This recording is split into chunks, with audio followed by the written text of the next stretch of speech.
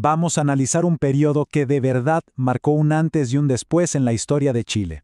Estoy hablando de los 5 años que van de 1971 a 1975, un tiempo tan turbulento que no solo puso a prueba a toda una nación, sino que redefinió por completo su futuro económico. Y todo arranca en 1970, con la elección de Salvador Allende. Esto no fue un simple cambio de gobierno, fue el inicio de un experimento radical conocido como la Vía Chilena al Socialismo, un proyecto que buscaba transformar desde la raíz la estructura económica del país.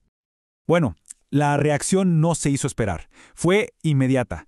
La sola perspectiva de un gobierno marxista generó lo que la fuente llama un verdadero pánico financiero. Familias enteras empezaron a emigrar vendiendo todo lo que tenían. Esto provocó que el precio de las casas y las acciones se desplomara, creando una crisis de liquidez enorme antes de que el nuevo gobierno siquiera asumiera. Y esa es la gran pregunta que vamos a intentar desentrañar. ¿Cómo es que en tan solo 5 años un país puede cambiar de una manera pero tan profunda? ¿Cuáles fueron las consecuencias de esas decisiones? Ok, vamos a la primera parte. Para entender lo que pasó hay que tener claros los dos pilares del gobierno de la Unidad Popular. Primero, que el Estado se adueñara de las grandes empresas y medios de producción. Y segundo, redistribuir la riqueza de forma masiva. El primer movimiento, y vaya que fue simbólico, fue ir por la joya de la corona, la industria del cobre. Estamos hablando ni más ni menos que de la columna vertebral de la economía chilena.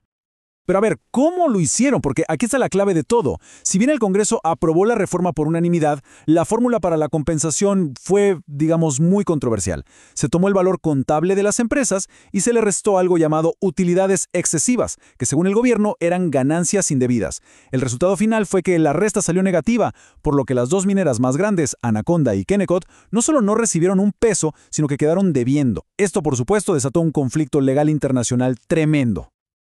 Ahora, para las empresas chilenas, la estrategia fue otra, mucho más astuta, por decirlo así.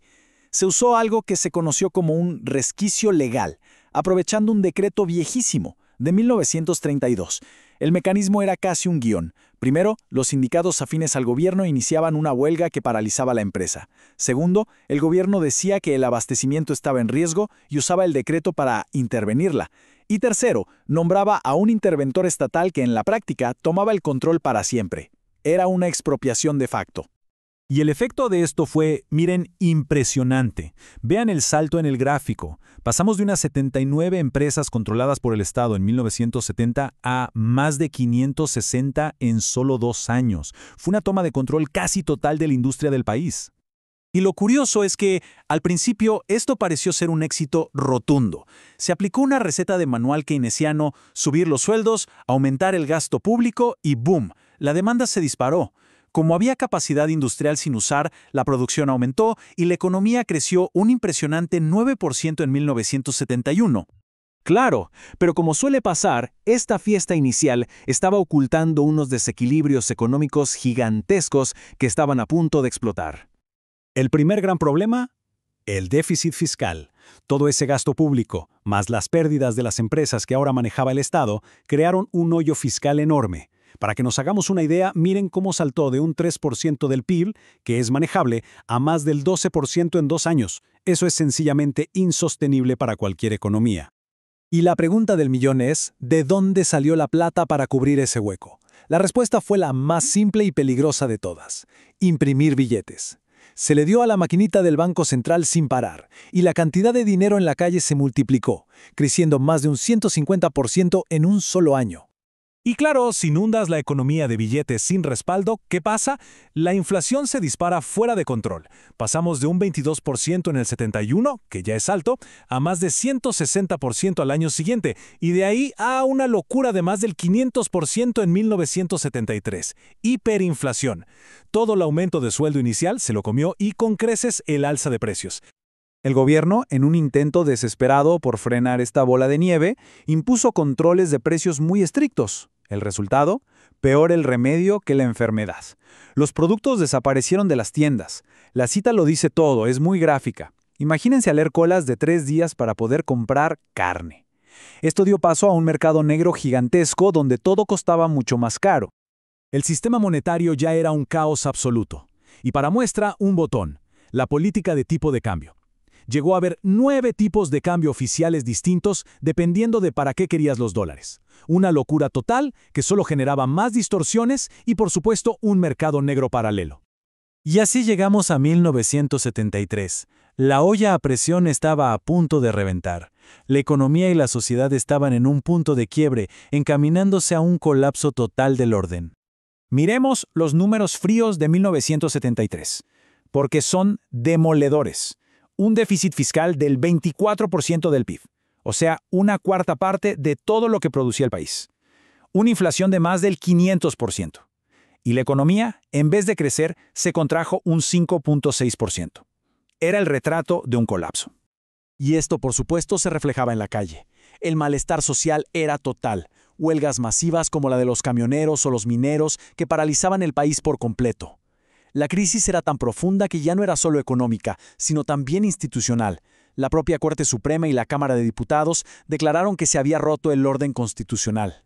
Y entonces, el 11 de septiembre de 1973, todo cambió de forma abrupta y violenta. Un golpe militar terminó con el experimento socialista e impuso un giro de 180 grados en la política económica. El cambio fue radical. Pasamos de una economía totalmente controlada por el Estado a un modelo de libre mercado. Se liberaron los precios de un día para otro, se devolvieron las empresas intervenidas y, muy importante, se abrió la economía al mundo, bajando los aranceles de forma drástica. Fue un desmontaje completo del modelo anterior. Entramos entonces en la última etapa de este recorrido.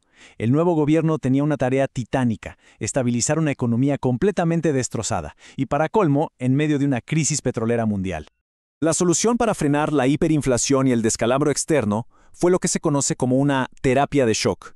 El llamado Plan Caguas fue un programa de austeridad extremo. Y sí, logró estabilizar las cuentas, pero el costo social fue altísimo. Provocó una recesión brutal, una de las peores del siglo para Chile, con una caída del PIB de casi el 13% en un solo año, en 1975. Hay una idea interesante del historiador Arnold Toynbee que viene muy al caso.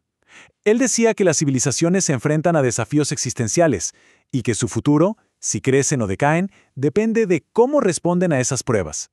Bueno, se podría decir que este periodo de 5 años fue precisamente eso, la respuesta dramática de una nación a una de esas crisis profundas.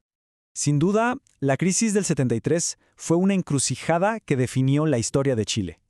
La respuesta que se dio fue un giro radical hacia un camino totalmente distinto. Una economía abierta y de libre mercado.